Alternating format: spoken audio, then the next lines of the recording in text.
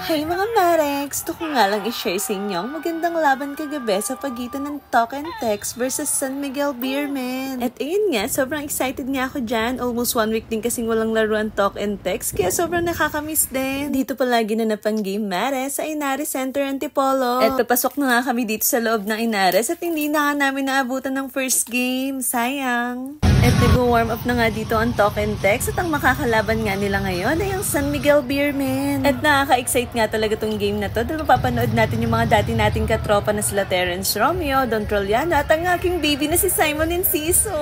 At hindi pala maglalaro ngayon si Henry Galinato dahil na-injured nga siya during practice. At nag-umpisa na nga ang first quarter at naka-back-to-back tres nga dyan si Marshall Lassiter. Pero nakasagot din ng corner 3-pointer si Idol Kim Aurin.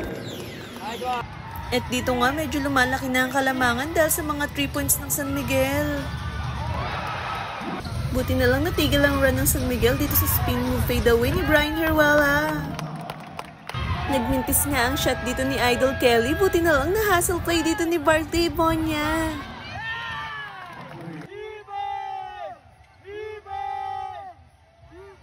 At eto na, humahabol na nga ang Talk and Text sa maganda nilang depensa. At ito na nga, gumana na nga ang shooting ng isa sa inaasahan natin sa 3 points na si RR Pugoy. At ito na nga, pinasok na nga si Junmar at nakagawa agad siya ng isang napakadaling tiro na perimeter shot. At binigyan nga ng magandang screen ni Barkley Bonya kaya nalibre dito si Jason Castro. At ito nga yung pick and roll play ni Jason Castro at ni Kelly Williams. Dito nga yung muntikan na mula ang bola, buti na lang napulot ni Ryan Reyes at binigay kay Jason Castro kaya naka 3 points siya dyan. At ito nga yung magandang setup play kay RR Pugoy kaya nakatira siya ng maayos sa 3 points. At natapos nga ang first quarter sa score na 25-23 lang mga ng dalawang SMB. At nag-umpisa na nga ang second quarter at nakatres nga agad yan si Calvin Oftana. At dito nga, sinukat ni Terence Romeo yung depensa ni Ryan Reyes at tinirahan niya siya dyan. At dito nga, lumusot sa kilikili ni Abay si Idol Jason Castro dyan. At ito nga friend ko, hindi matatawaran yung pagiging diehard fan ng TNT. At dahil nga doon, naka-fast break dyan ng Talk and Text. Kaso talagang maraming key player din ng San Miguel. At ito talaga ang problema kapag San Miguel ang kalaban, hindi mapigilan sa ilalim si Junmar Fajardo sa offensive rebounds niya. At dito nga, naiwan pa yung depensa ni Kib Montalvo dyan. At dito nga, naka-pull up jumper si Idol Gwen Kubuntin. At dito nga, naka-back-to-back-to-back tres si Baby Simon Enciso. 3 tres yan. Grabe ka naman, baby. Bakit dito mo pa sa Talk and Text ginagawa yan? At natapos nga ang second quarter sa last shot na to ni Jewel Fonferrada. 52-39 nga ang score, lamang nga ng 30 ng SMB. At kasama ko nga rin ngayon dito, mga solid fans din ng Talk and Text. At nag-umpisa na nga ang third quarter at pinostehan nga din ni Calvin Oftana si Chris Ross. Muntikan pa nga siyang matraveling dyan. At nag-umpisa na nga ang hot shooting dito ni Baby Kelly Williams.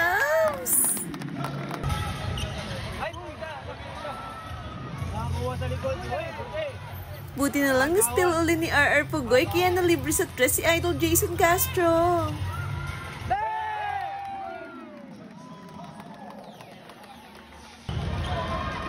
At dito nga, pinagpatuloy ni Calvin Oftana ang pagposte kay Chris Ross. Advantage siya kasi dyan. At nakatres nga uligin si Idol Kelly Williams. Ang ganda na nilalaro niya ngayon. At nasundan pa ngayon na isang napakagandang layup. Naiwan niya yung depensa ni Junmar. Nakakatuwa, bumabalik na uli yung laro ni Idol Kelly. At sobrang tuwang-tuwa nga kaming mga fans dyan dahil natapis na nga ang kalamangan ng SMB. At tumira nga ng tres si Idol Kelly dyan kaso nagmintis. Buti na lang nandiyan si DGR para sa offensive rebounds. At ito nga ang walang kakupas-kupas na si The Blur sa kanyang reverse layup. At ito nga yung 4-on-3 transition play ng Talk and Text. Kaso bad decision making kasi tinira ng tres, imbis na sa ilalim na lang tinira yung bola. Kaya makikita natin yung frustration dito ni Coach Chot. At pagkatapos nga ng timeout na yun, binawi agad ni Jason Castro ang pagkakamali nila.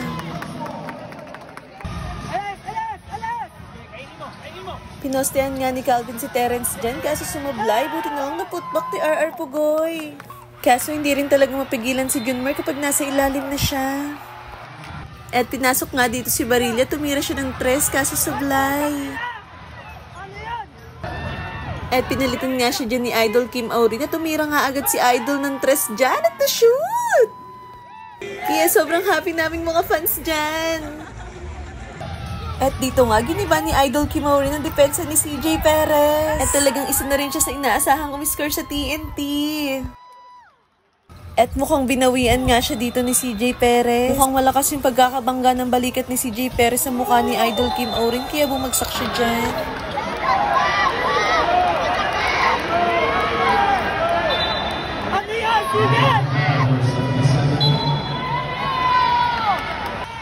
At sa part nga na to, gumagamit na si Jericho Cruz ng pinagbabawal na teknik. Binangga nga niya dyan yung maselang party ni Jewel Ponferrada. Kaya makikita natin dyan na talagang namimilipit sa sakit si Jewel.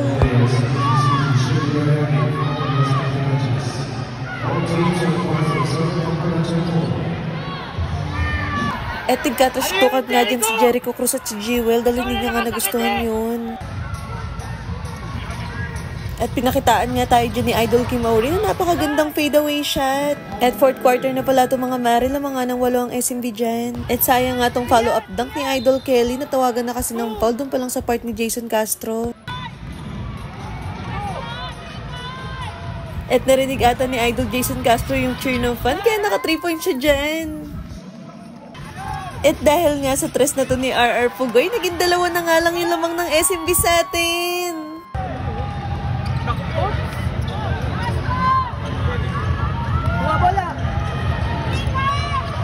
At ito nga yung vintage alley-oop dunk ni Baby Kelly Williams.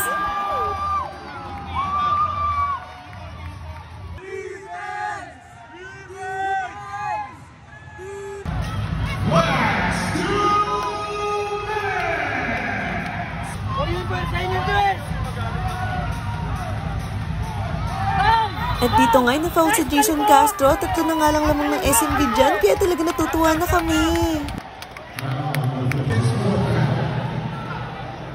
At dito nga, nagagalit si Idol Kelly kasi para sa kanya, mali naging tawag ng referee. Crucial game na nga to. 3 na lang lamang na San Miguel dyan at na-foul nga dyan si Kelly Williams.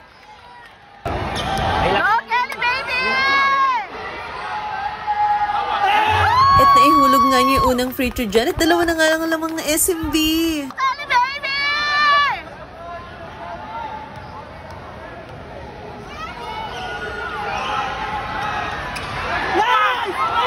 Kasi sayang kasi sobra yung pangalawa ng free throw.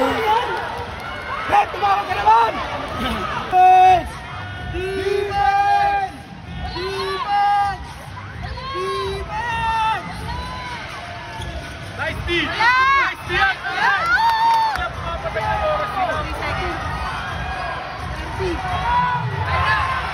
At eto nga, na-foul uli si Idol Kelly. Mag-free throw uli siya.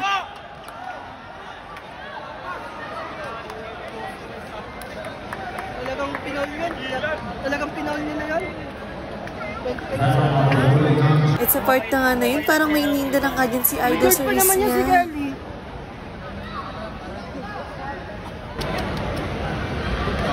Grabe ka naman, Musa!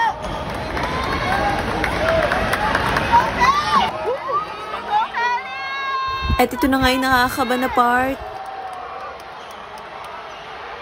Ito shoot nga ni Idol Kelly yung isang free throw, kaya isa na lang yung lamang ng SMB.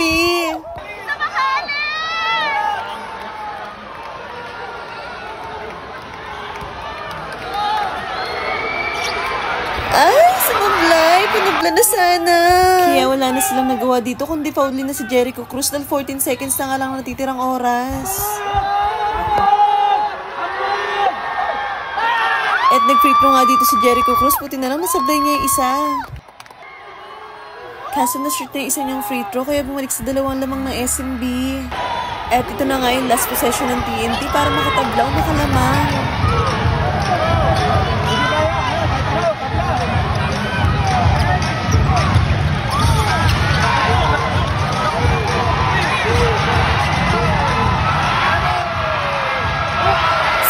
Bakit hindi na-shoot yung wide open shot ni BGR?